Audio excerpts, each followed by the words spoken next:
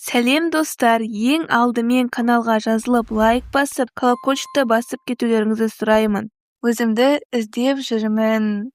Мен не істеп жүргенімді білмеймін. Дұрыс өмір сүріп жүрмін бе? Осы жұмысты істегенім маған керек пе? Өзіме керек ортадамын ба? Осындай сұрақтардың барлығы өзіңді табу дегенге алып келеді. Икигай деген өзіңіздің қалаған, сіз жақсы білетін және адамдар ол үшін ақша төлеуге дайын іс. Осылардың барлығы ортақ болған жерде сіздің икигайыңыз бар. Ол жерде сіз өзіңізді потокта сезінесіз. Бұл іспен айналысқанда сіз шаршамайсыз. Өзіңіздің сүйікті ісіңізді табу туралы дайындаған арнайы тест бар.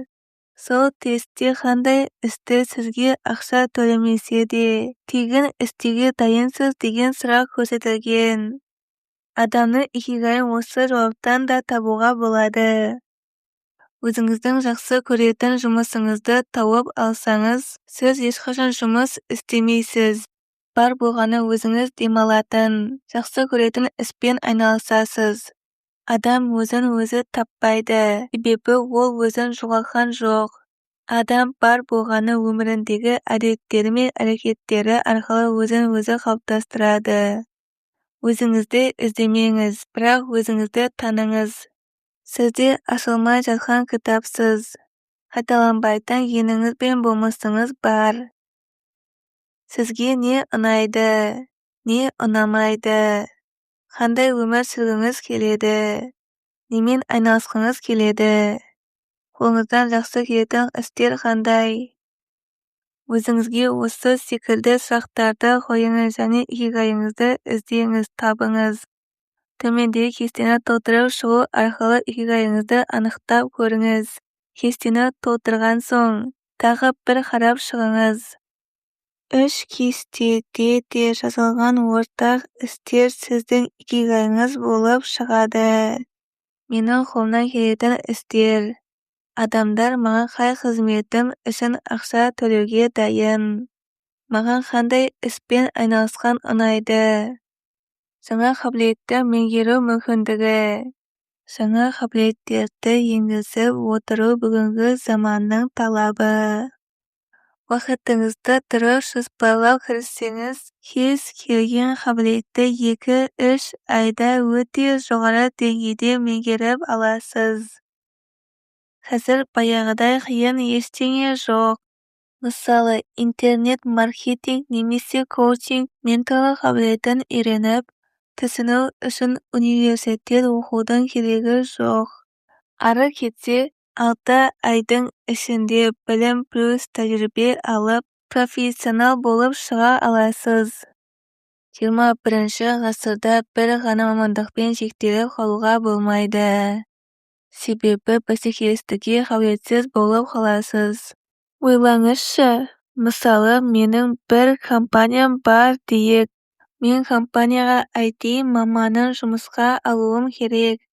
Мамандарды таңдап жатқан кезде, алдыма тек қана IT білетін және IT-ге қоса маркетингті меңгеріп алған маман келетін болса, басымдылық екінші маманға беріледі. Яғни қосымша жаңа қабілеттер сізді бәсекеге қабілетті болуға алып келеді. Бір аптада 168 сағат бар.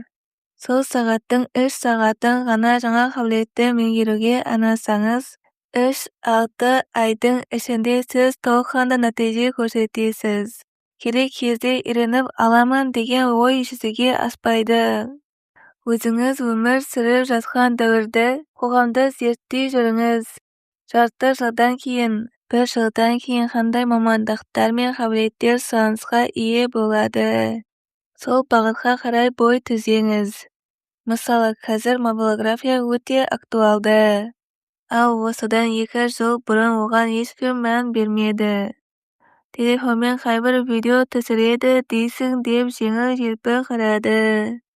Ал қазір мықты мобилографтар 15 минуттық видеосы үшін 200 мың теңге алады. Әрине, оны түсіру шамамен 1 сағаттай уақыты кетеді. монтажы да бірнеше сағаттарда алуы мүмкін. Дегенмен осыны 2 жыл бұрын біреуге айтсаң, ешкім сенбейтін еді. Ал қазір нарықта сұраныс жоғары. Әр қабілет плюс құндылық. Сізге жаңа қабілетті меңгеру бүгінгі күні өте қолжетімді. Ол үшін бар болғаны қарапайым қадамдарды жасасаңыз болғаны. Бірінші, осы қабілет бойынша 3 кітап оқу. Екінші, сол қабілет бойынша 3 конференцияға қатысу немесе видео сабақтар көру. Үшінші, 1-2 толыққанды курстан өту. Мысалы, мен ұйқы туралы сабақтар жүргіземін. Алдымен өз өміріме енгіздім. Ал алғашқы курсымды мен 1 кітаптан алған біліміммен өткіздім. Бірақ алғашқы әрекет үшін маған 1 кітап та жеткілікті болды. Сонымен жаңа қабілетті қалыптастырудың қарапайым формуласы. 3 кітап плюс 3 видео плюс 2 курс. Қазіргі курстардың сапасы университет сабақтарынан да ұтымды болып келетіні өтірік емес. Руминация халі. Руминация халі қайта-қайта бір мәселені шайнай беру, ойлай беру. Миымыздың бізге берген 2 түрлі мүмкіндігі бар. Бірінші, шешім қабылдау мүмкіндігі. Екінші, руминация халіне түсу мүмкіндігі. Көшеде бір ит сізге үрді деп ойлайық. Сіз қашып құтылдыңыз. Бұл шамамен 20 секундтық қана процесс. Негізінде қашып, алысқа ұзап кеткеннен кейін сіз бұл оқиғаны ұмытып, өз жоспарларыңыз бойынша ісіңізді жалғастырып кете беруіңіз керек.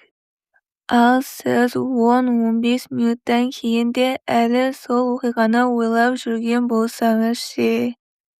Ол ит неге үрді? Мұны иттің иелеріне айту керек.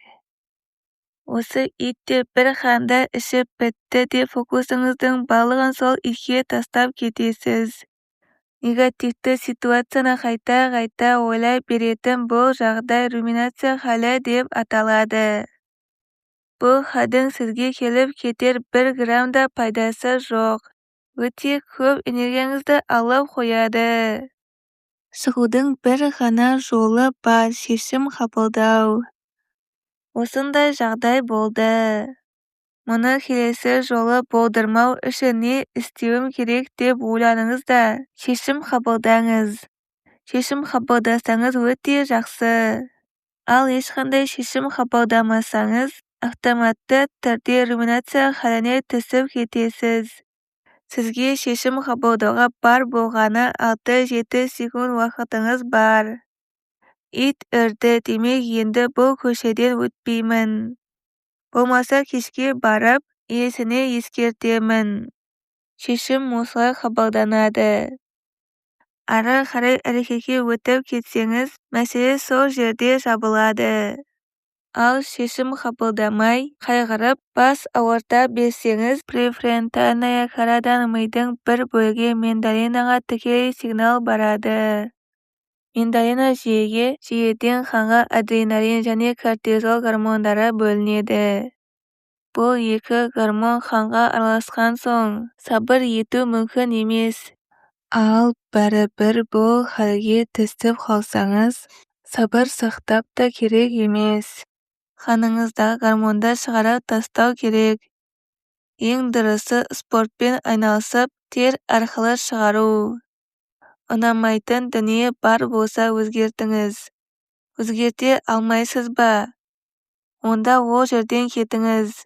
Жалпы кез келген жағдайда қайғырып, ойланып өзіңізді шаршатып алмаңыз.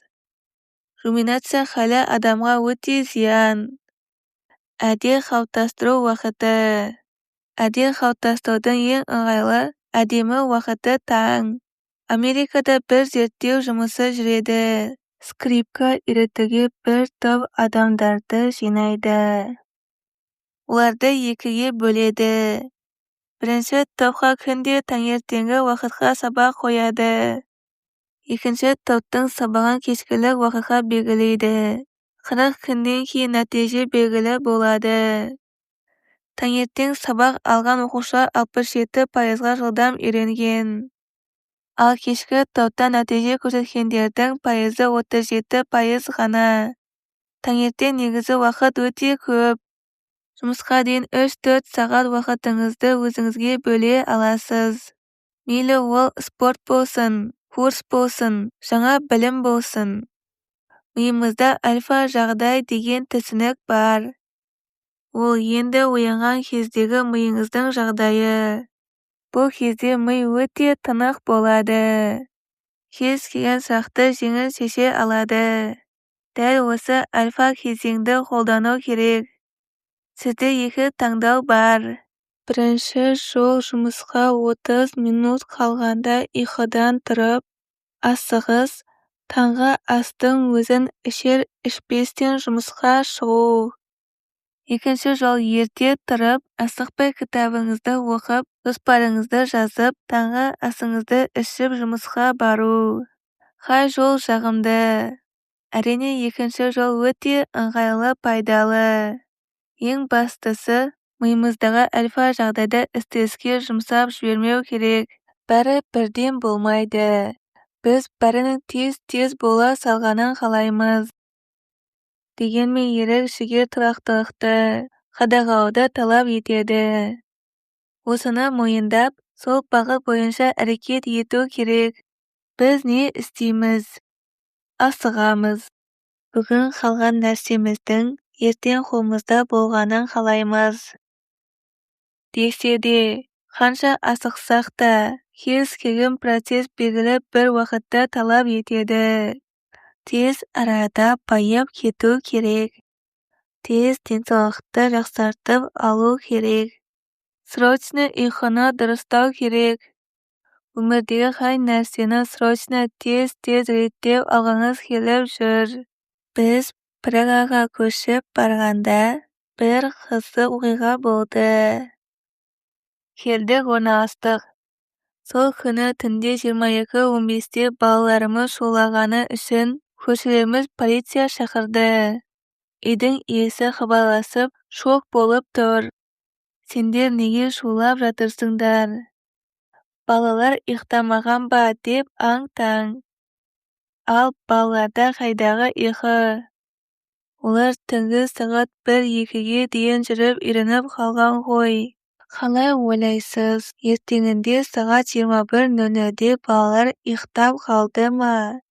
Жоқ, әрине. Ұйықтардан 1,5 сағат бұрын жатыңдар, тістеріңді жуыңдар деп шулап жүріп, әйтеуір үйреттік. Оларды ерте ұйықтауға үйрету үшін бізге 10 күн керек болды. Басқалар үшін балаларын ерте ұйықтатып үйретуге 1 апта немесе 1 ай қажет болуы мүмкін. Әркімде әртүрлі уақыт кетеді. Ең бастысы, тұрақты қайталай отырып, белгілі бір уақыт ішінде діттеген мақсатқа қол жеткізуге болады. Есте сақтау керек, бәрі бірден болмайды. Тоғыз әйелің болса да, 1 айдан кейін балалы бола алмайсың деп бір кісі айтып еді. Әрине, 9 айдан кейін нағыз катастрофа болуы мүмкін.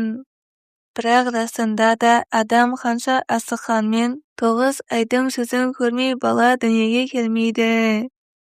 Осы жердегі белгілі бір заңдылықтарға бағыну керек.